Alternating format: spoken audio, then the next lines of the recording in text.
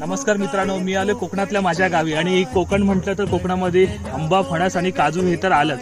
पण मी तुम्हाला असं एक फणसाचं झाड दाखवणार आहे, त्याच्यावरती तुम्ही फणस बघा किती लागलेत. चला या. कोकणातलं फणसाचं झाड बघायचं आहे. हे बघा, फणस तर बघा किती लागलेत.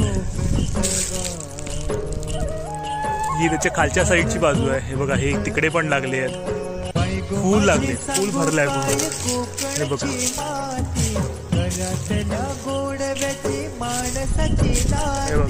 पूर्ण बुंद्यापासून लागले.